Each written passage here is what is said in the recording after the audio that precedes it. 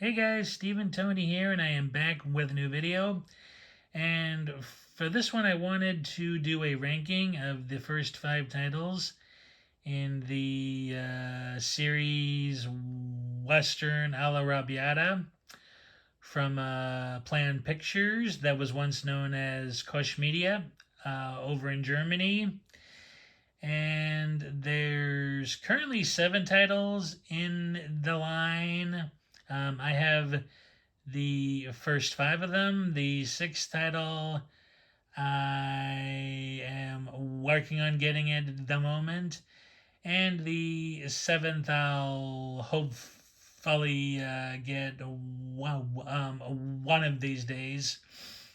Plan originally was only going to do 10 titles in this series, but they recently announced in their last live stream in June that they were going to extend it to either 15 or 20 titles. I can't remember which at the moment. But like that's great that they've chosen to extend the line. Their stuff is always top notch. What's nice is that they were always known for color sets, or what I think some folks called rainbow sets. Like basically, they would have like a rainbow effect. All of these different color shades, for the releases, which they've done since I think 2006 or 7, when they were still Kosh. So anyway, this is going to be me ranking the first 5 films. Based on the films themselves, what's offered in them, so on and so forth, etc. So yeah, without further ado, let's get started on them. Okay, now at number 5 is the first release of the series, and that is the Hellbenders by Sergio Corbucci and Albert Band. This is basically a vignette journey style story. This staunch Confederate supporter, played by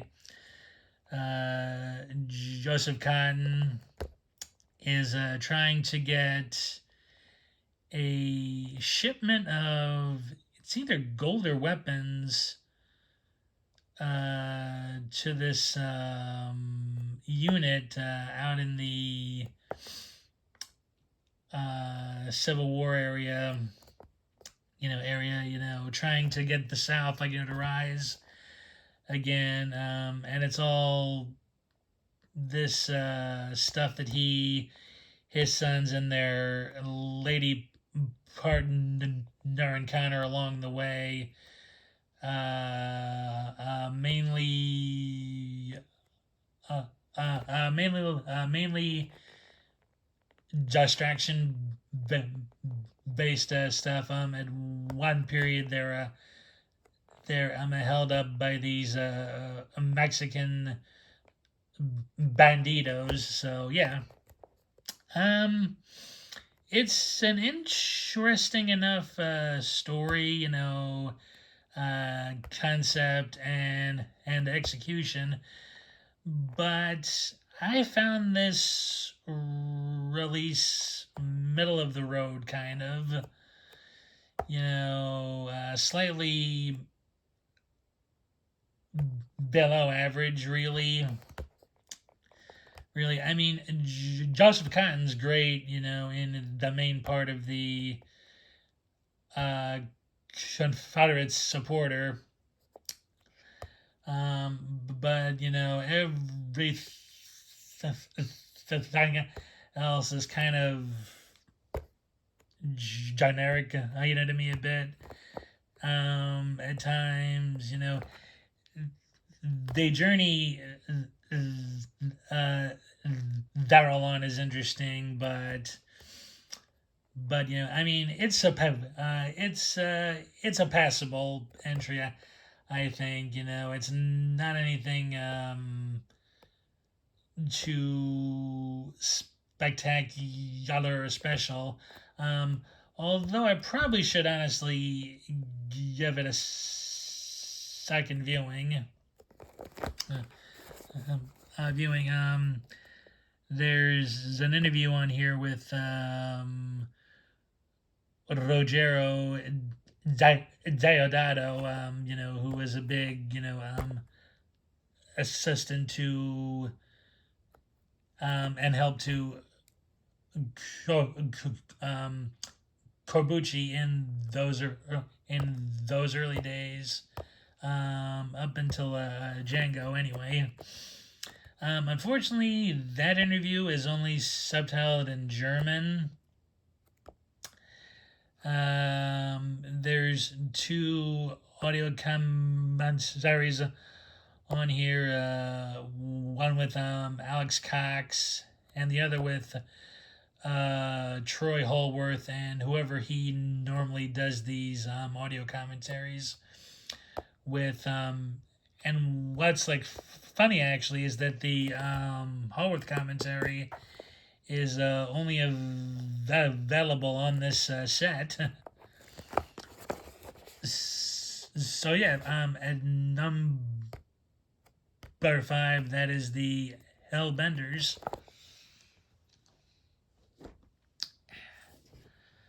Okay, at number 4 is a Spirito Santo, which is number 5 in the set. This is kind of a broad comedy spaghetti western, but it isn't overly broad. I mean, there's 3 there's 3 sequences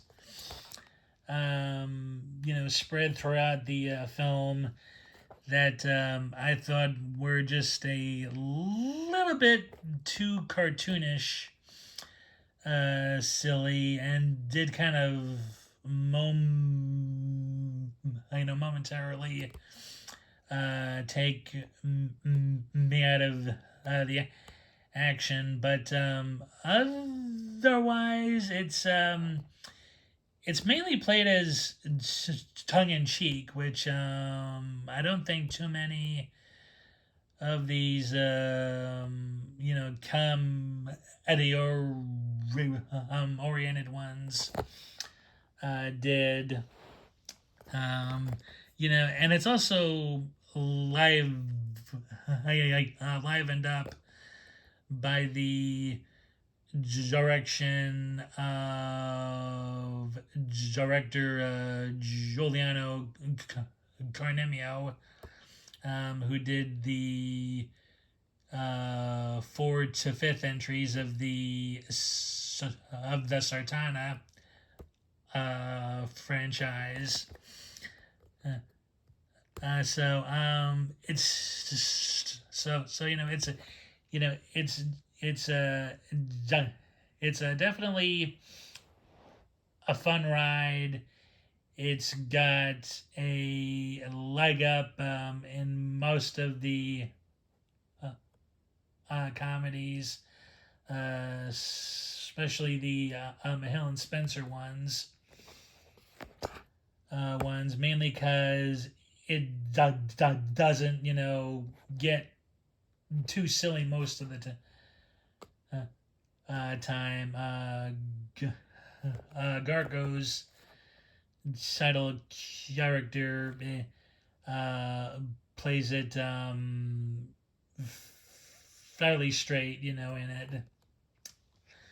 And but like I had an absolute blast seeing this one last no no no excuse me, last November. Yeah, so definitely recommend it. The only reason it has the fourth spot is because of those three ultra sully scenes, really. There's also an interview with Giuliano Carnamio, which, again, is only subtitled in German, but the few interview bets I've seen with him, I feel he's a very good interviewee, and has always interesting stuff to like mention, and anecdotes too here and there. So yeah, and at number 4 is Spiritu Santo. Okay, and at number 3 is release number 3. Death Rides a Horse, aka From Man to Man. This release is a major improvement over the Kino Lorber one. It is just, chock full of stuff. It's got a great visual transfer. It's got good audio transfers. It is just the stellar package.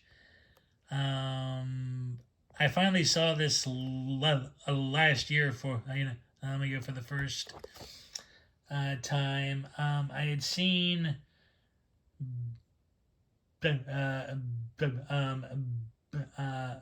parts of it here and there, but it was always in those shoddy public domain titles. Here everything's crisp looking, the colors look spectacular, all of the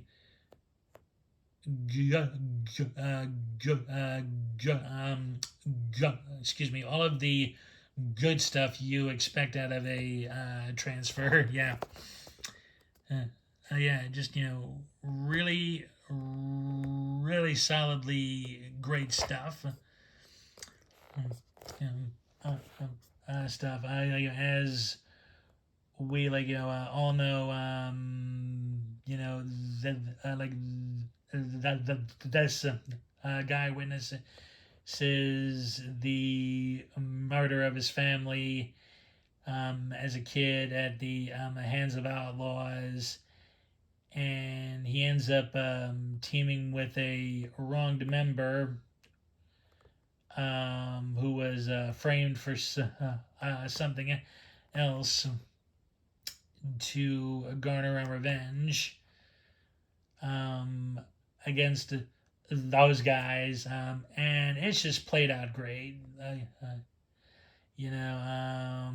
It's got a mild Leone flair to it, but has it in its own way. It's not a carbon copy. It's taking what he did, and building upon it to something new and different.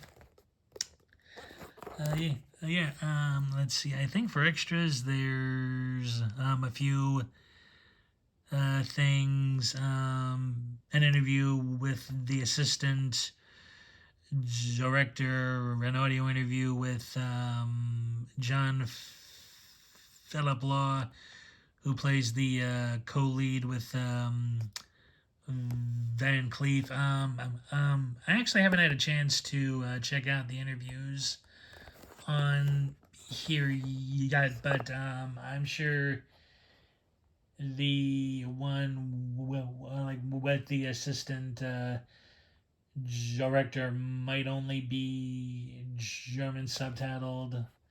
So, but like it is still a solid release, and that is number 3 in Death Rides a Horse. Okay, and at number 2 is California. The first of the 3 Twilight spaghettis made in the late 70s.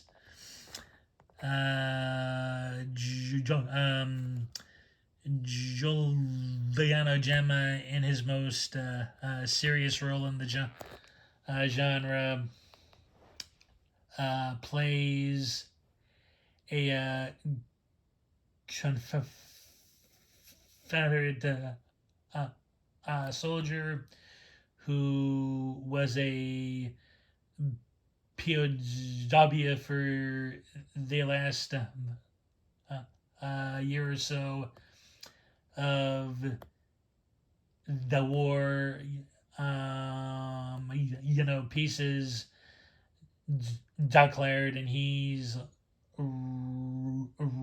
released, and you just follow him on his journey as he tries to find some stability. He ends up befriending a fellow POW, and he ends up going to work on the guy's family ranch. After he's shot in a skirmish. And then he has to deal with these like looters, these marauders, taking advantage of the post-Civil War South. And this is probably the best depiction of the post Civil War South I've seen ever. Really, just the uncertainty of everyone, the the drastic changes people had to get used to the new world that was coming up out of the ashes of war.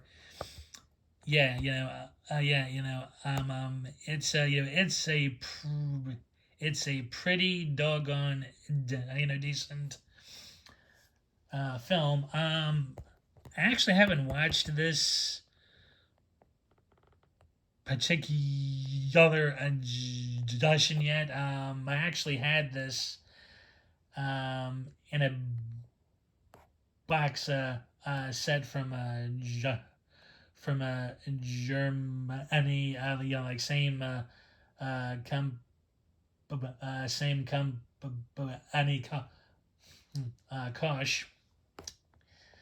But the reason that this is number 2 is because this is the first time the film was, ever on Blu-ray.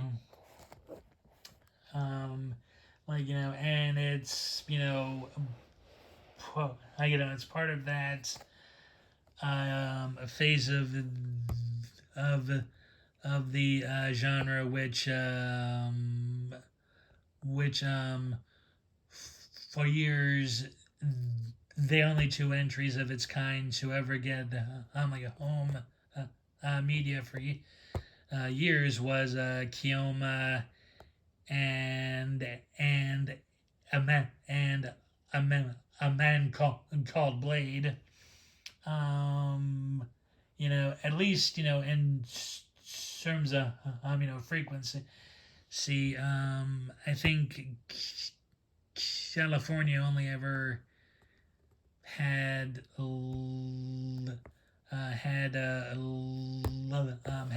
short run discs. So to get it in such a fine, packaging, a good good restoration from the stills I've seen, is very impressive, and is a Twilight era spaghetti that I think more fans should know about. Like, honestly, yeah. Not too sure how many special features are here. Again, like, haven't had the chance to check them out yet, but I will soon, and that is California at number 2. Okay, and at number 1, and I think you might guess what it is, as I've shown it off before. And it, of course, is the number 4 entry, and that is Cemetery Without Crosses, aka The Rope and the Colt. Now, the reason I have that's at number 1 is because it's pretty much the absolute complete package that you'll ever see of this film. It has got everything you would ever want. Most in particular, the French audio track, which does have a fairly unique difference to the Italian track. Most of the extras are the exact same as the Arrow one, with the exception of a special extra on here, which is the French language opening credits, which is a nice touch overall, I thought. And of course, the story is that